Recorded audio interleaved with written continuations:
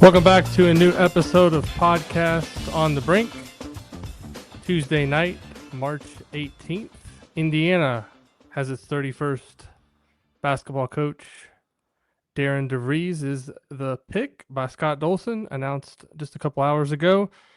Before we get to this week's episode of Podcast on the Brink, I wanted to take a moment and remind you that Podcast on the Brink brought to you by our friends at Visit Bloomington. Visit Bloomington is a proud partner of Podcast on the Brink and Indiana University Athletics. March Madness is officially kicked off and spring is about to begin. Catch the NCAA men's and women's tournaments while enjoying some award-winning wings at Buffalo's. Go paddleboarding on Lake Lemon or experience one of the many spring festivals in Bloomington, like the Cosmic Songwriter Festival and Grand Falloon.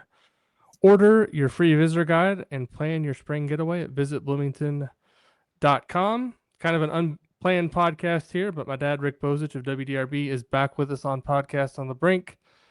And just want to get your immediate thoughts on the hire and how Indiana, obviously, I think we'll learn more probably tomorrow from Scott Dolson, how they arrived at this decision, but just your instant reaction to Darren DeVries being the 31st coach at Indiana. Yeah, a lot of different reactions. Wasn't a name I thought that they would land on. His name really didn't pop up in the discussion really until this maybe today or yesterday. It's curious. I went back. I wrote something in January at WDRB. There were 15 first-year coaches at power conference schools, and I'm talking about not just guys who are first-year coach, but first year in the job, guys like Calipari. And I ranked them all at the time in the job they were doing. And first was Dusty May, second was Pat Kelsey of Louisville, and third I had Darian DeVries of West Virginia. That was before I had any idea it was coming to IU. I thought he was doing a good job. He beat Arizona. He got everybody's attention really when he beat Gonzaga. Everybody when Indiana and Louisville played down in the Bahamas, the feeling was the loser of that game would get West Virginia in the Bahamas, and they didn't. They got Gonzaga. He played 3 overtime games down there. Is it a home run hire? No, I don't think it is, but I don't think there really are any home run hires anymore. Guys don't leave. Guys like Scott Drew or, whoever, they don't leave their jobs to go anywhere else. High tradition jobs. I saw that last year when Louisville got Pat Kelsey, who's done a fine job from Charleston. And I saw it when Kentucky got Mark Pope from BYU. They went for Drew and Hurley and didn't get either one. So Scott Dolson obviously must have picked up something from DeVries when he talked to him that he liked. I'm sure it'll be a similar type vibe as he got from Kurt Cignetti, and he's the coach. You mentioned what Louisville and Kentucky did last spring in terms of their hires. You were kind of up close with those fan bases when those hires were announced. I haven't really got a great sense yet from Indiana fans how they're reacting. I've seen some people on social media disappointed, and other people embracing it. What was kind of the reaction last spring from those fan bases, and compare it to how they feel now, obviously kind of a year later with how their programs have fared over the course of a year?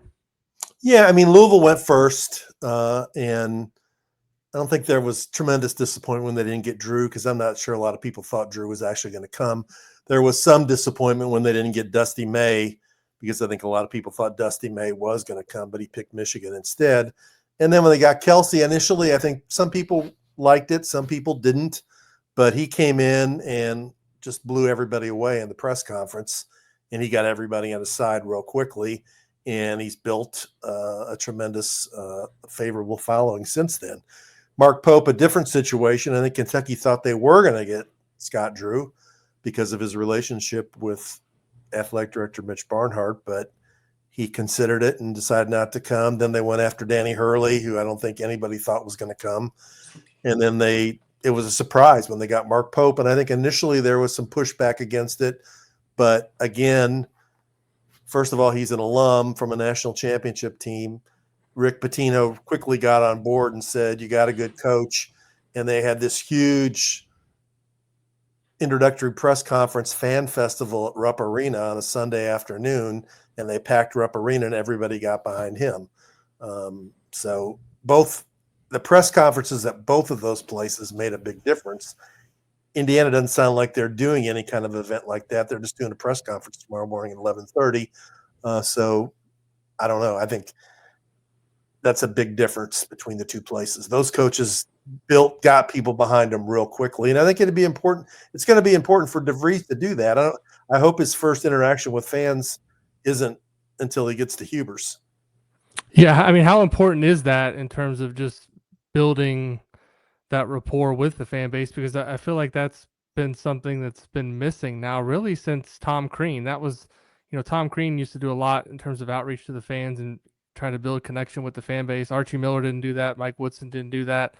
I've read kind of mixed reports in terms of DeVries, in terms of his personality and how outgoing he is in terms of wanting to engage. But I guess from a PR perspective, how important is that going to be in terms of, you may not win the press conference, but trying to get some excitement and getting people back on board in the coming weeks? That to me is a pretty big deal.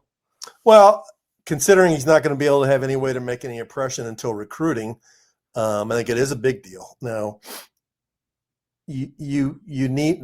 I think there's a lot of frustration and a lot of anger in the Indiana fan base about what happened in the last year. Obviously, I think a lot of people wanted Mike Woodson to be replaced last year, and then they could have got Dusty May as the coach, and this season would have turned out differently. That didn't happen, and you saw the reaction from IU fans during the season when they booed the team and taunted Mike Woodson multiple times. And in Assembly Hall, I don't think they announced really large crowds, but from people that I've talked to, said there were a lot more empty seats in the lower bowl they can remember in a long time. And it's been a good bit since the 2016 Big Ten championship team, and they've watched Wisconsin and Michigan State and Purdue and other schools move it farther ahead of them in the Big Ten pecking order and lose 5 straight games to Northwestern and not being able to beat Nebraska. So yeah, I think that part of the job should not be overlooked. IU needs to do a better job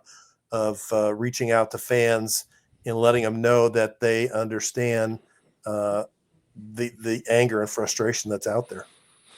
I think one thing that some of us in the media have a bad habit of doing is trying to rush to grade a hire. And I think maybe a long time ago it may have been easier to do that, but now with just how everything has changed in college sports with the transfer portal and players getting paid and the chance to really, rebuild a roster just in one off season. I mean, compare it now to what it was when Tom Crean took over. It was a multi-year deal. This is not that anymore. And so I hesitate to, ask to grade a hire or anything. But the one thing I look at that I think that DeVries did last offseason that's going to be important, obviously, for him to do, and he did it successfully when he took over at West Virginia, was he inherited a pretty bad situation there with that team, and he rebuilt it quickly through the transfer portal, was able to identify a lot of key players. Obviously, his son, who most people believe is now going to come to Bloomington, and that'll obviously be a pretty nice piece to start out with. But Javon Small was a guy that he went and beat some really good programs out in the transfer portal to get him. And there was a couple of guys that transferred over from Illinois, and he was able to put those pieces together and build a team that most people believe should have made the NCAA tournament. So with the resources that he's going to have available at Indiana, I think the expectations for Indiana to be a competitive team right off the bat should be there. Yeah, I agree. And we saw it this year at Louisville, a whole new team. And they've earned an 8 seed and should have been a 6 seed. We've seen it other places. Kentucky has a whole new team this year. I think that's a very fair assessment. And I agree with you. I mean, I agree with when Archie Miller was hired, I think a lot of people thought that IU got the best coach who was available during that hiring cycle, and it didn't turn out to be the case. He wasn't as good a coach as we thought he was going to be, and he's gone on to show it at Rhode Island, where he's still struggling, and he wasn't really the guy for the job personality-wise. Mike Woodson, I think, was more of a lukewarm reaction. Everybody was expecting they were going to get Brad Stevens, and then they got Mike Woodson, and he was more of accepted because he's a former IU player and kind of bridged back to the Knight era, and that didn't work. So you never know. I mean, people at Villanova were thrilled to get Kyle Neptune. Now they've run him out after 3 years. So it's to be determined how good of you got to wait 3 or 4 years to see how good this is. The one thing I'll say, when I go back and look at his record, and I texted you earlier, Drake, not a great program when he got there. They from 1971 until 2021, when he went to the NCAA tournament, they'd only gone one time. So they'd gone once in 50 years, and he went 3 times in 6 years when he was there. His first year there, he took over from Nico Medved, and he bumped him up from 17 wins to 24. West Virginia was terrible last year. They won 9 games. This year he won 19 and would have won more without the injuries they had. And so he's shown those are positive signs in terms of, he's been able to do things and make an impact since he's taken over different jobs. Yeah, and I did read a tweet earlier from Fran Fraschilla, who covers the Big 12 as closely as anybody, and said something to and I'm paraphrasing, he's one of the better coaches that he had watched last season in terms of just how he worked with his team. And to me, that's a pretty strong endorsement coming from somebody, because you watch. Fran works a ton of Big 12 games all season, follows that league as closely as anybody. I know he was super impressed with what DeVries was able to do this past year at West Virginia. To me, that's a little bit more important coming from a guy who's been in coaching than just somebody throwing out a random letter grade. This is a B- higher. This is a B+. This is somebody that actually kind of studied what he did last season with that team. And then going back to watching them play in the Battle for Atlantis, I agree with you going into that event. I think everyone thought it was a foregone conclusion that West Virginia was going to be maybe one of the weaker teams in the field, and what they were able to do down there was really impressive. They had some injuries this season, and just overall, it feels like from reading about Darian DeVries, he's a grinder, a guy that really embraces the work ethic part of it, and to me, that's important coming into this job. Yeah, I mean, I'm pretty sure they won their Big 12 opener at Kansas in Allen Fieldhouse. I think that the fact that he was willing to leave West Virginia after 1 year shows how ambitious he is. Because I think if you're honest about it, you say, why would you do that? Well, because I'm sure it's more money, but it's also where you have a better chance. You're going to have more resources at Indiana because they're in the Big 10, not in the Big 12. You're going to have more NIL at Indiana than you're going to have at West Virginia because it's got a bigger fan base. And you're going to have bigger pressure and bigger expectations at Indiana because we've seen, what's unfolded over the last 15 or 20 years. And he's not shying away from that challenge. And as I mentioned to you, it's curious that Dusty May didn't want to leave Michigan after 1 year. Which is to his credit. Feels like he had a commitment to the Wolverines and could build something there, but DeVries was willing to leave West Virginia after 1 year.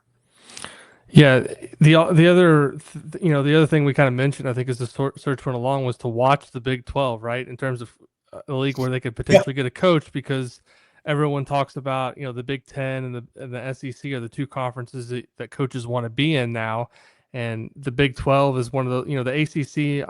Obviously, probably on better ground than the Big 12, and everyone kind of gravitated towards TJ Otzelberger or Scott Drew, but ultimately they are able to pick off a coach from a Big 12 school, and I think kind of building on what you said there, a lot of it does have to do with the resources that are going to be available. If he was able to build the team that he was that he put together last spring at West Virginia with, I don't know what the NIL deal was there last year, but I would think it would have to be no better than middle of the pack in the Big 12. And from everything we've gathered on Indiana and from the roster that we saw that they put together last year, he's going to have as many NIL and as much NIL as he needs to build a team. So I think when you look at the fact that he was able to build a strong roster last spring, and that he's going to have even more resources, a lot of it's going to be figuring out which guys fit what he wants to do. And who knows, maybe there's a player or two that are on the current roster that work out and he wants to bring back, and then he can kind of fill the rest of the gaps via the portal. Yeah, and he's going to have, a little bit less than a week to talk to the guys who are there now and find out, do they want to, is there any chance they're going to come back? Have they already decided they're not going to come back? Does he want them back? And then when the portal becomes wide open next Monday, he'll be able to target the guys that he wants. So, and another thing about West Virginia, and I don't know if this is a factor or not, it's it's one of the most eastern schools in the Big 12. I think the travel at West Virginia is hard. You're going down and playing games in Texas all the time, whether it's at Baylor or Texas Tech or TCU, or you're going to Kansas and Kansas State and Iowa. It's not, the Big 12. I mean, the Big 10 is obviously spread out now too, because you got the West Coast schools, but the closest team to West Virginia is Cincinnati, and after that, I'm not even sure who it is. The travel in that league is not easy. Yeah. Last thing I wanted to touch on just briefly, just with how the season ended and everything with Indiana and moving forward, just not being in the tournament for the last couple of years and things we mentioned with the fan base and just the overall feelings around the program. How important is it going to be next season for Indiana to get back to being a tournament team in year one? Is that a fair expectation to place on a coach in year one at a program like Indiana? I don't know. We'll see what he does in the portal. I mean, is it fair? Probably not. But is it going to happen? It probably is. I think what people really want to see, though, is a team that plays hard consistently with guys who are engaged, which I don't think you always saw from this team. I think they want to see a more modern style of basketball, and I think he does play that in terms of shooting the 3-point shot. And I just think that people want to see a team that's more consistently competitive than this team was. They don't want to see getting blown out by Iowa, getting blown out by Illinois, and getting blown out by Louisville, Gonzaga, Auburn last year, UConn last year. They want to see a team that competes at a decent level. In the first year, I guess it could happen, but in a couple of years, for sure. All right. Well, just a quick episode here on a Tuesday night. Not a whole lot to say about the hire other than, it's obvious that Indiana did its due diligence. Scott Dolson had plenty of time to research a ton of these candidates. Probably took some big swings and ultimately lands on Darian DeVries. I think ultimately this is not going to be a hire that we're going to be able to judge in a year or two. It's going to take some time, and I think that with the NIL resources available and the fact that he's won a ton of games at all of his stops, he's got a chance to be successful. But last couple of hires, I think we've kind of rushed to judgment on some things, particularly with the Archie Miller hire, and we saw how that worked out. So there's obviously going to be some folks who are skeptical on this hire, but we'll see how it all works out. We'll have continued coverage of the press conference and everything on Wednesday over at Inside the Hall. And thanks again to Rick Bozich, my dad, for coming on Podcast on the Brink. If you enjoyed the show, please leave us a rating and a review over on Apple Podcasts or Spotify, and we'll be back soon with another episode of Podcast on the Brink.